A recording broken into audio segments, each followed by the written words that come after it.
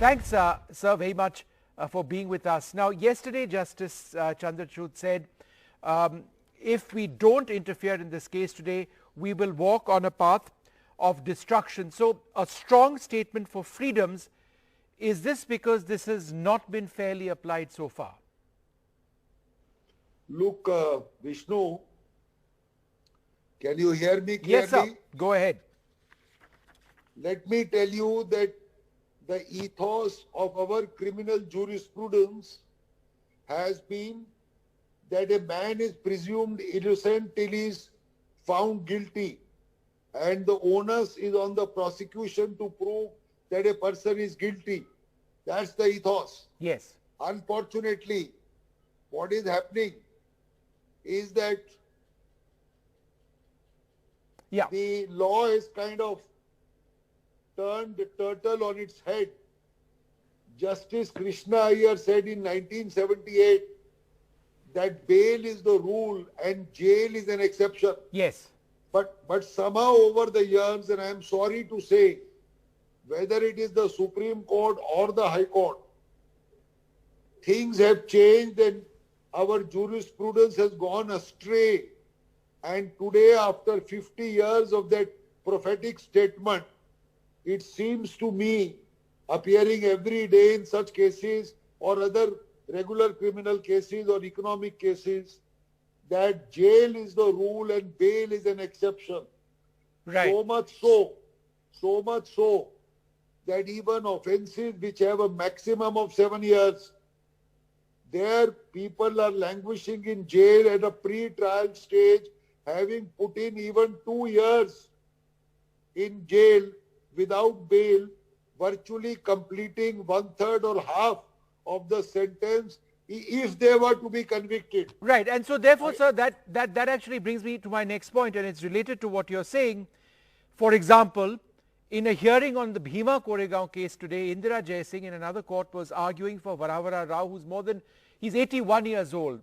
Now, she said that this is a man, he is bedridden, he is on diapers, he cannot control urination, he is with a urine bag, his catheter has not been removed.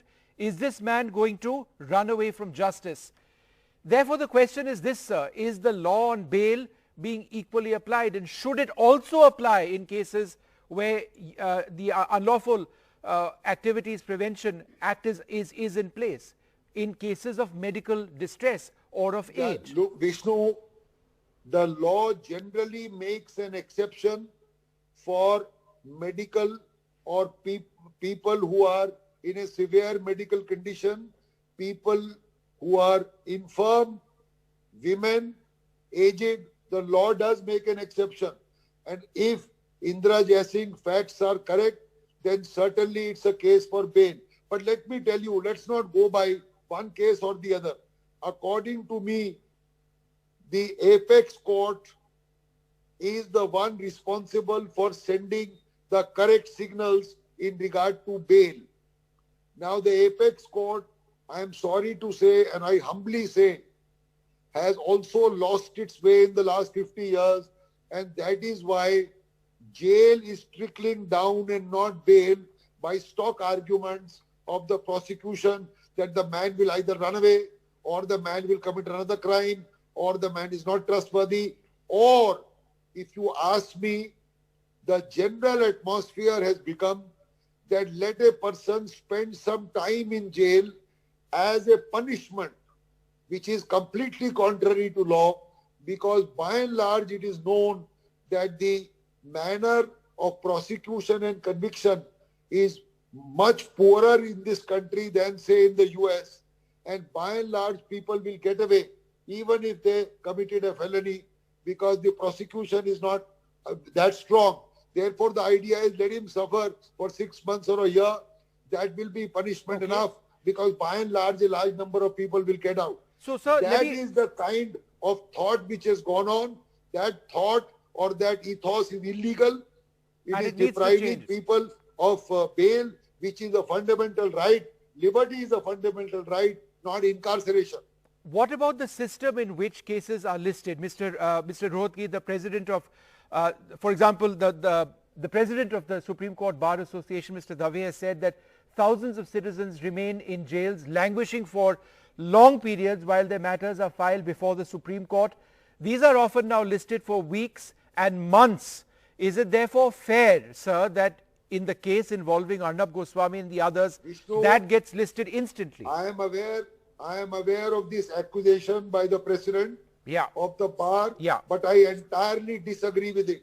And I will tell you a reason.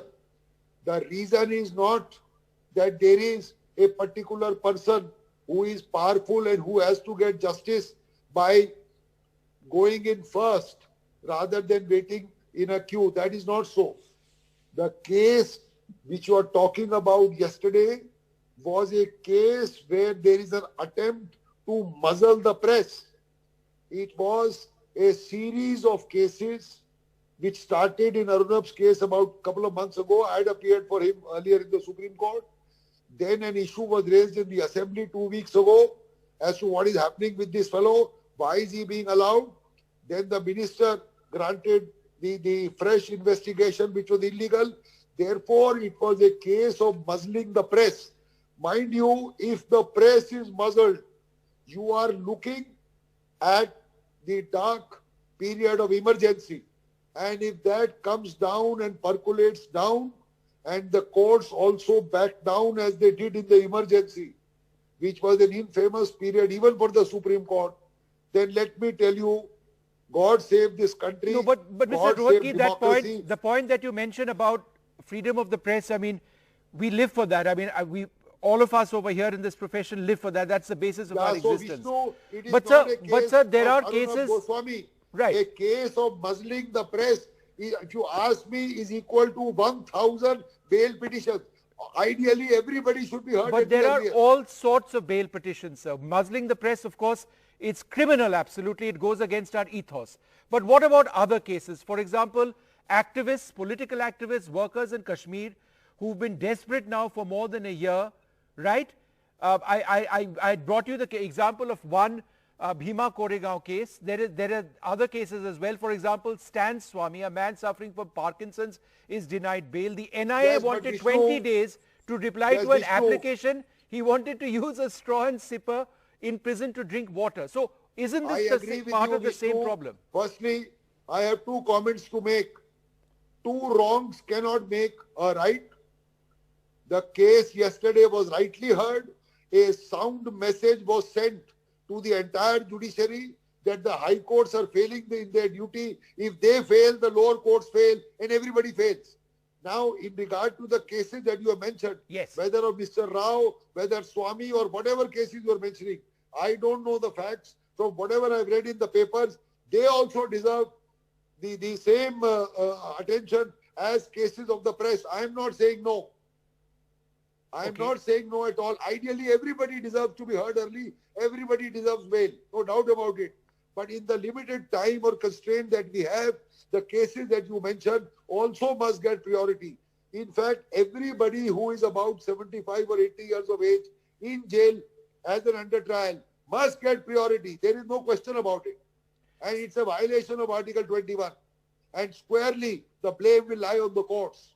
What about the larger looking at the ethos? What about the issue of people tweeting and then ending up behind bars looking for bail? Is there not a larger question that the issue of bail also comes up when people are being picked up for no grounds at all? For example, I agree with you. Yeah. I agree with you. We need a strong judiciary because the prosecution is riding roughshod. It is steamrolling. In many cases that I have seen, as I gave you an example, you see every day money laundering, money laundering, money laundering. The maximum sentence for money laundering is 7 years. But yet I have large number of clients for whom I am fighting, who have already put in 1 to 2 years as an under trial. It is completely unacceptable. Completely unacceptable. Therefore, the judiciary must be strong. It must give a resounding slap to these kind of oppositions to bail, and I think the message which the bench gave yesterday should be properly understood not only by the courts but also by the prosecution, that we are not in a system where everybody must be put in jail. Look at the situation of jails at least 4, 5, No, 6 times over. Yeah. The capacity, the jails Yeah. are crowded because of Yeah. all this. Yeah. I have no doubt that we need to have a relook. Yeah. We need to have a relook. The judiciary, the Supreme Court must have a relook so that it filters down. And in the relook, we must do an audit. So you can have a legal audit. Let us find out how many people are in jail for what kind of offences in the last so many months or years. See what is the conviction rate. Therefore, this has become punitive. A refusal of bail was never meant to be punitive. Punitive is punishment which is after conviction and after a trial. In fact, there You are can't 1 have a lakh more punishment prisoners pending in a Indian trial. jails This is what is happening. than the And I maximum think capacity. everybody must I've got get that together. number. I've got the number, sir. There are almost 1 lakh more prisoners in Indian jails than the maximum capacity now. Many of them deserve to be there, but a large number are under trial. So the system itself cannot have so many under trials whose cases need to be looked at for bail.